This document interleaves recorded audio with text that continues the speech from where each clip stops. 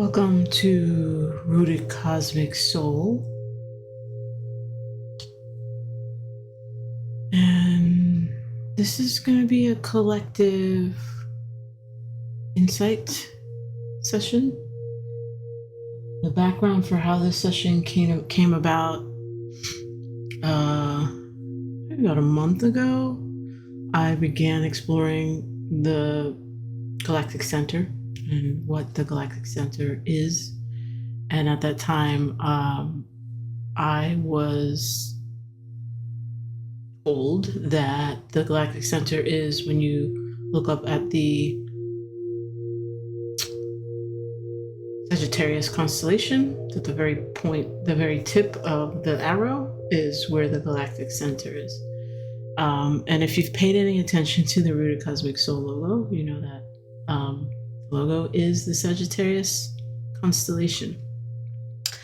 Me as your conduit to your channeler, Deidre, I am so full of Sagittarian energy. I have many planets in Sagittarius, and then when you start stepping into asteroids, particularly the divine feminine asteroids, quite a few in Sagittarius there as well. So I'm naturally inclined to be drawn to that. And then yesterday I was watching a video by Heather Ensworth. I'm going to link that video here in the description, in which she was talking about the March 2025 full moon and eclipse season energy. In that, she talked about the activation and the energy of Centaur asteroids, which I had known about Chiron, but I did not know that there were others. And when Heather Ensworth started talking about these, I just felt an immediate draw. And then started having these thoughts of like, what if I open up a conduit with one of these Centaur asteroids for them to tell us a story? So that's what we're going to do. And you can see a little bit over here. There's 6 decks that I'm going to be using, all oracle decks, for insight from Chariklo about healing our wounds. According to foreverconscious.com, and I'll link that in the description as well, the night Chariklo was discovered was an auspicious one. She was spotted under the Aquarius sky on February 15th, 1997. And together with 4 other planets and the moon, she created a perfect 6-pointed star in our night sky. Such a remarkable alignment at the time of her discovery indicates a magic to her energy. Chariklo's discovery as part of this 6-pointed star indicates an energy of creation, miracles, divination, protection, and destiny. Chariklo is considered a celestial body of grace, healing, and compassion. Her energy is pure and gentle, and a reminder of the loving kindness that lives within us all. So I'm really drawn to that energy at the moment. I think many of us probably are, given the chaotic and dangerous times we are in. I've asked Chariklo, kind of been in a conversation all day with Chariklo around this. And I've asked Chariklo to tell us a story using 6 different oracles to the deck in homage to the 6-pointed star she helped create in our night sky when we became aware of her. I'll be transparent, I didn't necessarily start out thinking about 6, it just ended up being 6 that spoke to me, and I asked her if they make sense, and there was agreement. So I have positioned these using our chakras, the embodied chakras. So at the root, we're gonna pick a wild alchemy card, alchemy card from the Wild Unknown series, and I've actually shuffled them all quite a bit. But I'm going to do it a couple times for you to infuse it with your energy as well. And then go ahead and cut and draw.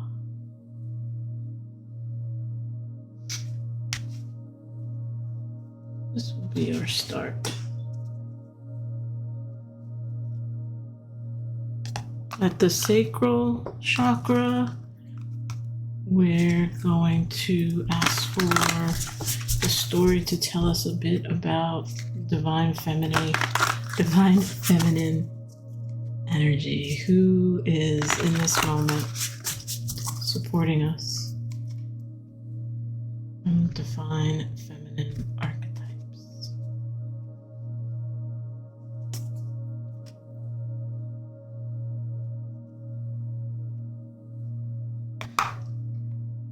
At the solar plexus, our power center, choice, free will, going to choose from the Transmuting the I Oracle deck. If you spent time with me, you know this deck hates to be over shuffled, so we'll not shuffle anymore, so thank you.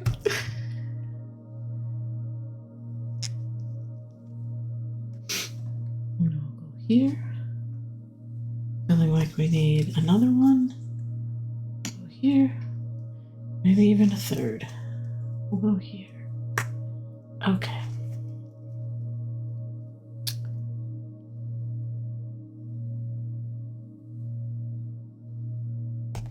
At the heart, we're gonna go with, I forget what the name of these are, but it's got a cool unicorn on the top and the stars in the sky.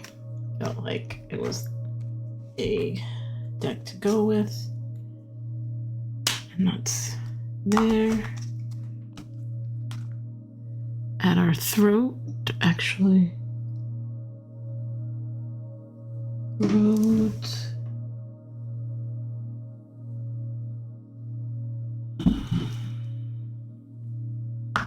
There's going to be another transmuting.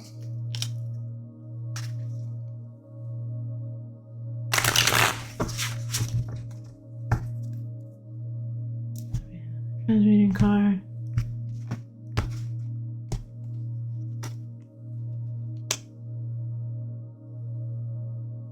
Being told to do another one. Okay.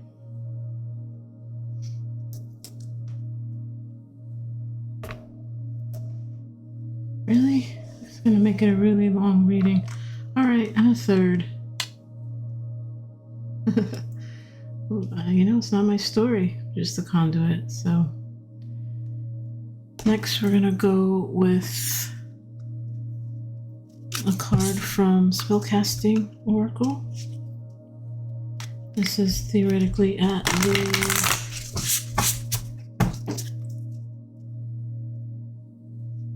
third eye.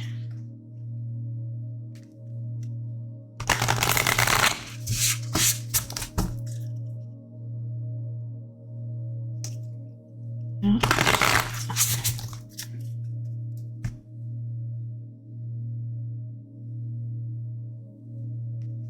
The sense that I didn't mean to shuffle that many times, but I feel like someone out there who's watching wanted me to shuffle more. So we got it shuffled.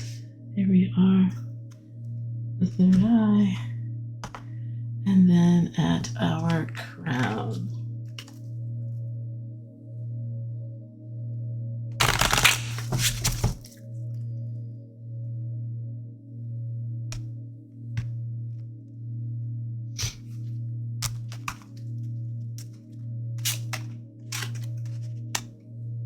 Beautiful. Oh, interesting. Interesting. Okay. Okay. A lot to take in. It's a big story. Big story.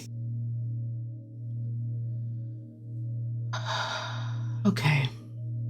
So with our starting card here, In this deck, there are what are called operation cards, and there's the creator of this card says that they're some of the most powerful cards in the deck because they're operational. They're the center of alchemical processes and spiritual development. This particular card, Chariklo, is starting us out powerfully with this idea of repetition, of it's not a circle, but sort of going in a circle, and the web, the reality that we weave takes repetition. It takes learning and doing and learning more and doing and learning and doing more and learning and doing more. And I think that a message from that here in this moment of eclipse, and with eclipse season being an opportunity for us to heal wounds, an opportunity for us to sort of look at what, this is happening during Venus retrograde.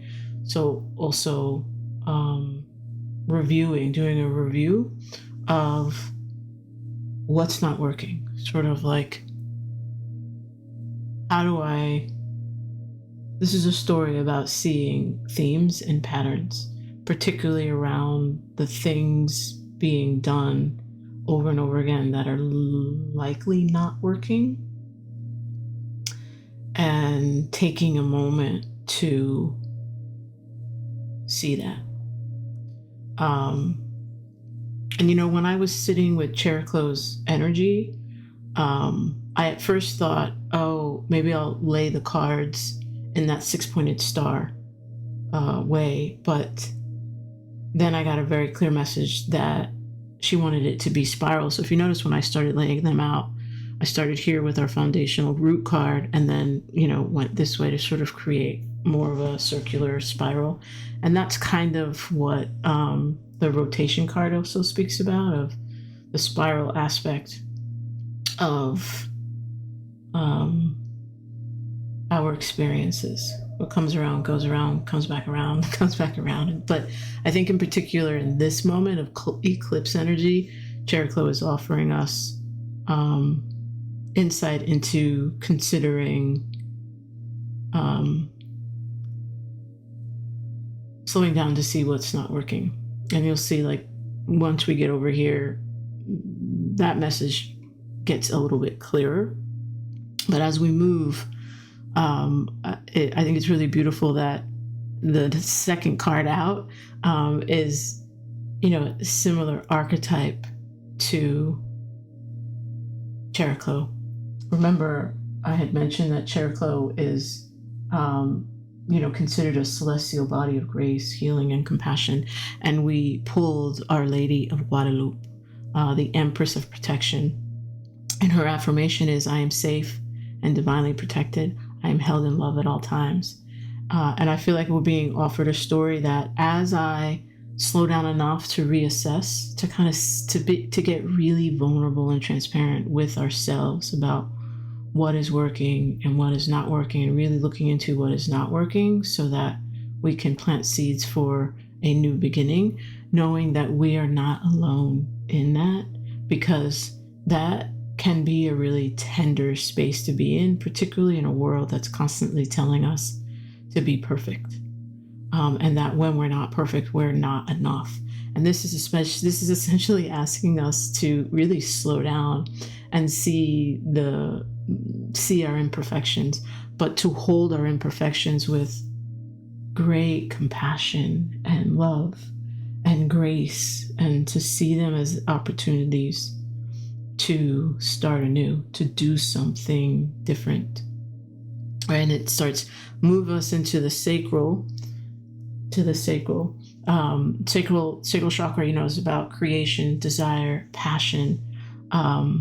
We got 3, 5, 3. Threes are about, can be groups, growth, creativity. I'm getting a big feeling this is around growth and creativity. And then 5 is conflict, change, movement. I think it's movement because we're in the spiral, and also the story is asking us to slow down, but to keep moving, to kind of see the patterns and the themes. And the insight being offered there is 2 spirit cards and a mind card. Spirit messages are connecting to, relating to, and understanding higher consciousness, source, and spirit guides.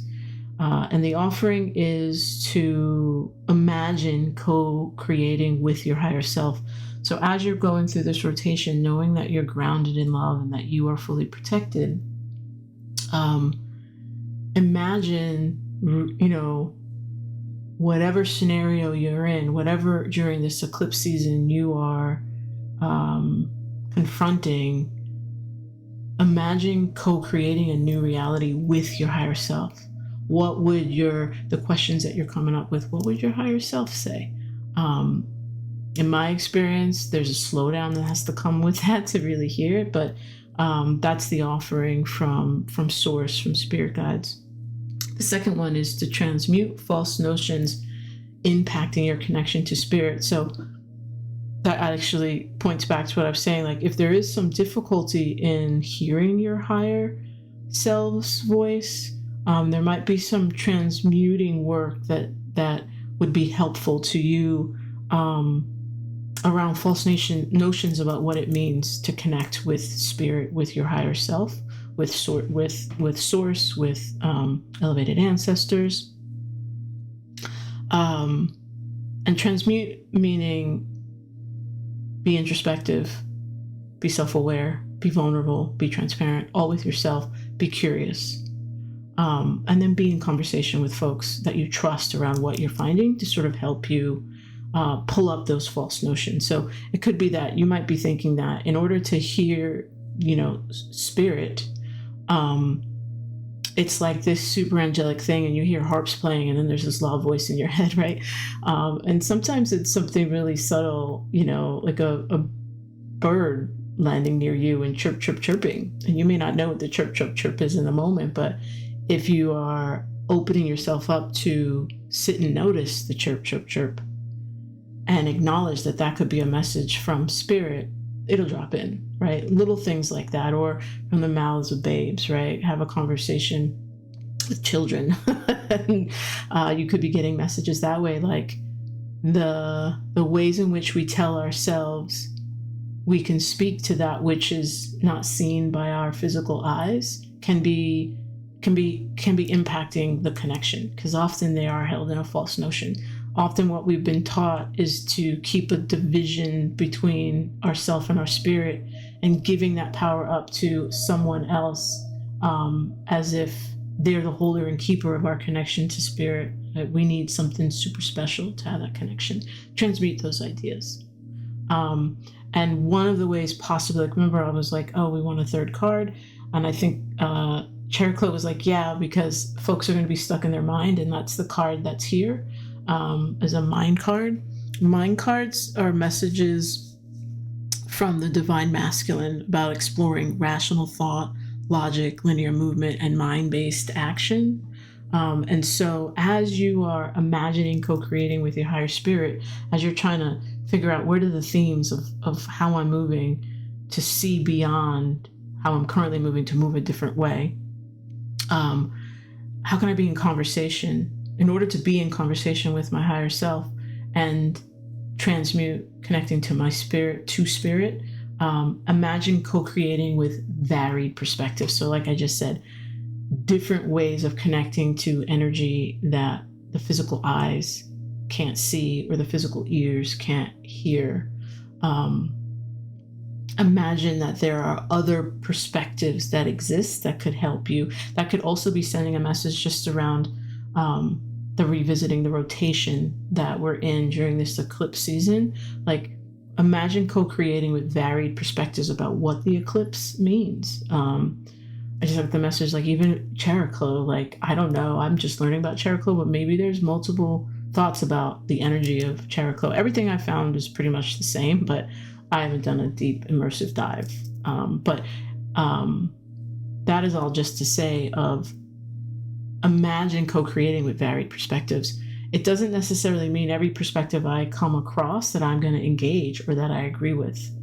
No, you're just allowing yourself to imagine that those perspectives exist while you're in your creating mode. So you're co-creating, and then you have free will. You will determine what works for you. Remember, this was pulled thinking about the solar plexus.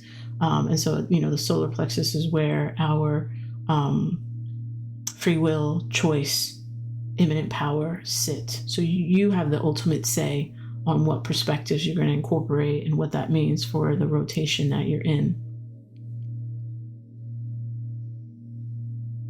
That moves us into our heart, and Chariklo is offering us a birch tree spirit. There's another 3 here. It's 37, which you could take as 3 and 7 or 10 or 1, really whichever speaks to you.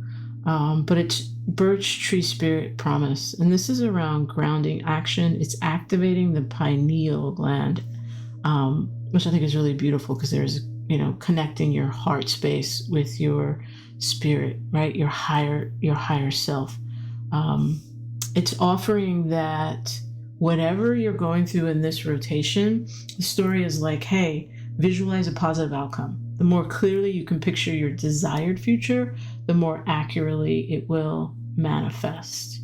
And so as you're going through this and you're seeing the things, when you get to that point of like, oh, I see the things that I've been doing on repeat and they're not working, and I'm going to do something else. Awesome. And then visualize the new outcome. Like, what is the positive new outcome that you are wanting? There's a saying that what I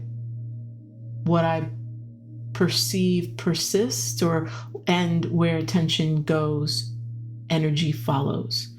So for some of us, what's not working is that we're putting energy into a project or an idea or a relationship, but we still have a lot of eye work to do, a lot of healing, a lot of wounds to heal, to believe at our deepest selves, at our shadow selves, that we are worthy of that happiness, of that positive outcome. So part of this is going to be the visualization. I don't think visualization is actually going to create the positive outcome, but it helps create the energy. Like looking at this card, it's got all this energy, all this really beautiful energy. There's a rainbow in there. There's like somewhere in there, it almost looks like there's a little spirit energy popping up through the trees. I get the feeling that this story is held in that space. It's held in it. So it's not necessarily the end, which makes sense because we're still at the heart, right? So it's the being really conscious of what energy am I holding around the next phase of this rotation. And then that leads us into the throat chakra. We have 3 more cards here. We have a 7, a number 3, and 18. And it opened us with a mind card. So insight there again is to, which is what we've been saying, regard slowing down as a means to assess, reflect, and respond in a transmuted way, releasing binds of reactive default thinking. And it's located, right? It's right next to that rotation. So part of the story might be during this eclipse season to really slow down and spend time looking at, maybe some of what's happening in this space that is being held is reactive default thinking. And that's what needs to be the cause of that, is what we can lean into healing during this time. And so when it says slow down as a means to assess, reflect, and respond in a transmuted way, some of the way that we are forced to move in our construct is in false urgency. Sometimes it is urgent. A lot of times it's false urgency. And so in a transmuted way is breathe, take a breath, slow down, and be curious. So as we're going through that rotation, just be curious. And sometimes we can get a little fearful. It's taking too long. I don't have time for this curiosity. That's when you're really going to lean deeply into Our Lady of Guadalupe, into Chariklo's energy, because that archetypal energy of that particular aspect of the divine feminine is saying, I got you. I'm gonna hold you. I have you. Slow down and release the binds that are keeping you repeating the same story, the same actions over and over. What one might need to get there is a sacred ritual. This is a journey card, which is the equivalent to the Empress. And the story has moved into, for those who really want to release the binds of the reactive thinking and really, be able to see this rotation. It's time for love and creativity. That slowing down means really going in Empress time. You're birthing something. In that Empress card, she's got that, a lot of different tarot decks. The Empress, when it's depicting a pregnant woman, there's usually like a cosmos in her belly, which is reminding me of this here that's coming right before here, right? So it's like, at my heart, in my heart. And that's like, this moment is all about us flipping the tables on power over patriarchy into power within, power with love, divine, balanced love. And that's that energy right there. And so to activate that, to be in there, it's time for sacred ritual. In that sacred ritual, the story moves into the equivalent of the moon card. I call it the deep shadow, and it is the time, look for what's hidden. So, in these different, in this birch tree forest, what conversations can I have with spirit? What can I look for behind the stars, behind the birch tree, behind the branches, behind my heart, behind the false notions that have been told to me about who I am, about what the world is supposed to look like or is about, and to be in conversation, right? There's parts of us that have been created, that there are shadow parts that we all have.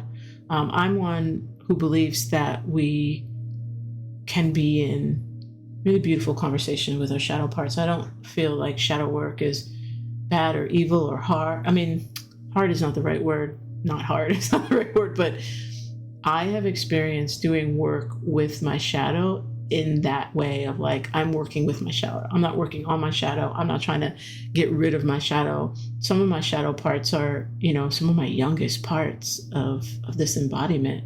And I don't believe they need to be gotten rid of. They just need to, be seen enough to understand that, yeah, you're part of the whole, but you don't get to take the wheel, because part of your creation was out of a construct that was really trying to kill us.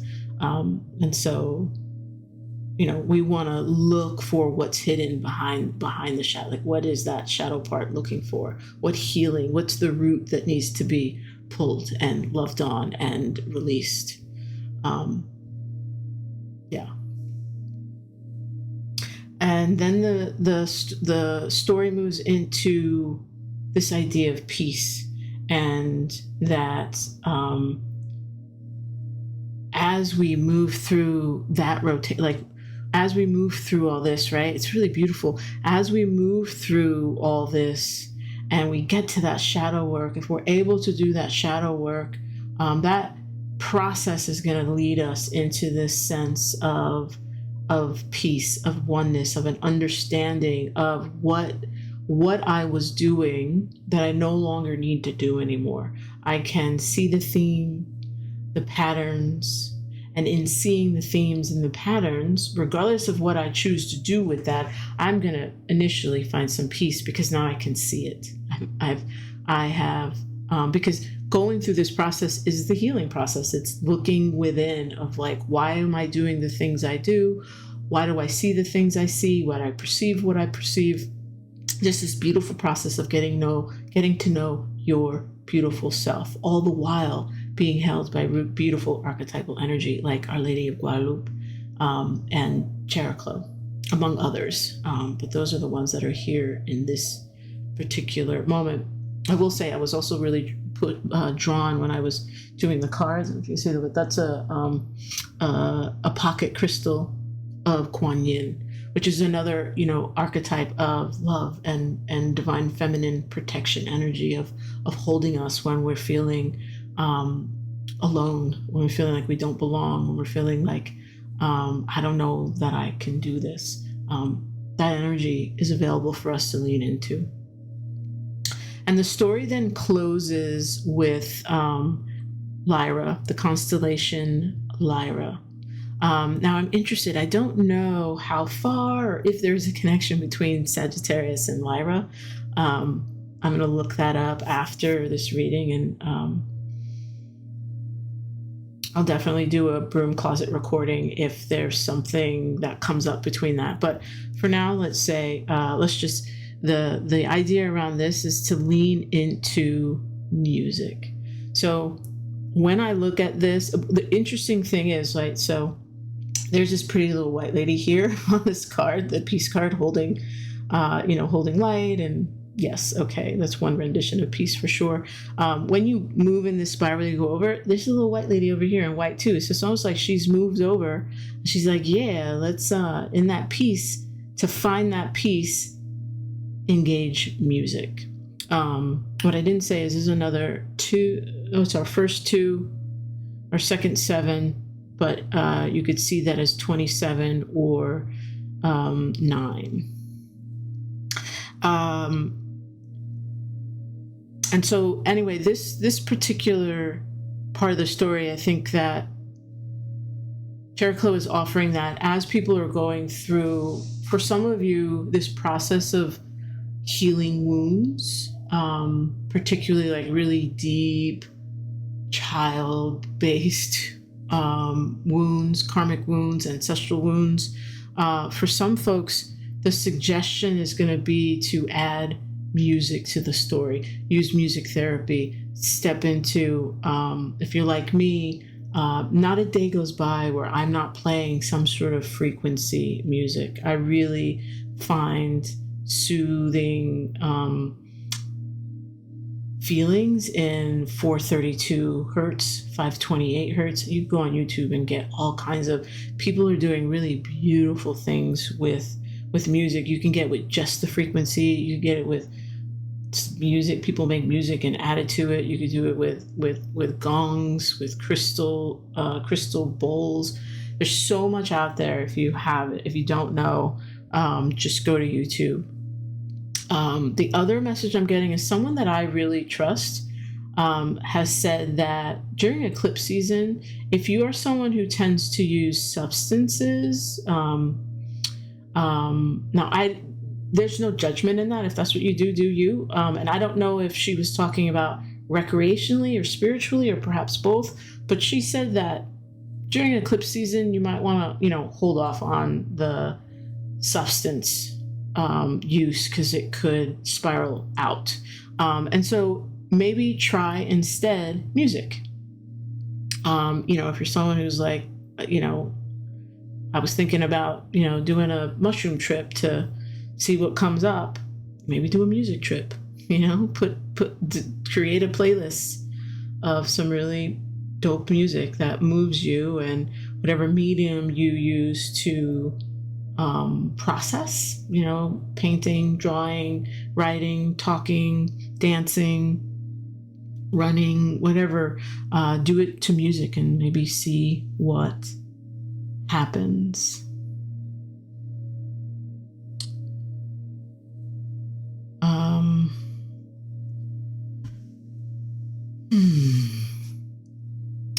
So I'm going to, for folks who like process prompts and having something to move with, many of these have, let's see, which ones have things for you to work with. So the rotation card here, the offering to ponder, the question is there anything that does not repeat? Is there anything that does not repeat? I'm also moved to share from the book. It says this operation connects to the element of time. The alchemist learns how to use time like any other element, not to waste it, but to expand it and appreciate its gifts. It also offers music. Since we have the music card here, it offers, listen to George Harrison's All Things Must Pass. Okay. And then Our Lady of Guadalupe, as I mentioned, her affirmation is, I am safe and divinely protected. I am held in love at all times. Her soul voice meditation, do I experience the love of a divine mother within me? Do I experience the love of a divine mother within me? We go in the order. On there. And then, let's see. I don't know if this one has...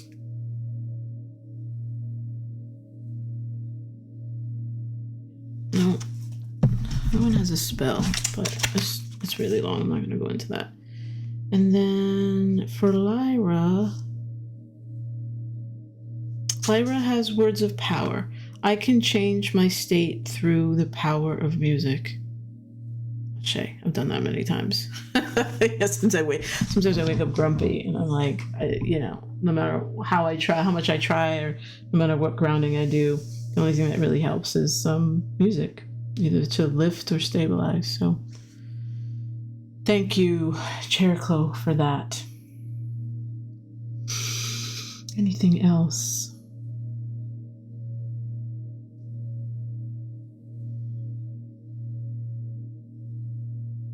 We are in an eclipse time. It's offering us energy to really shift the things we want to shift. That shifting is going to start from within. It's that looking inward. The idea of creating inside to create outside. Chariklo is here, offers us this story and these considerations and this insight for you to take what works, leave what doesn't. Use your own discernment. Some or all of this might resonate. It's not an all or nothing situation. Take what works to help you on your path of healing. Thank you for spending time. I am grateful. My energy is going to stay with me. Your energy is going to stay with you.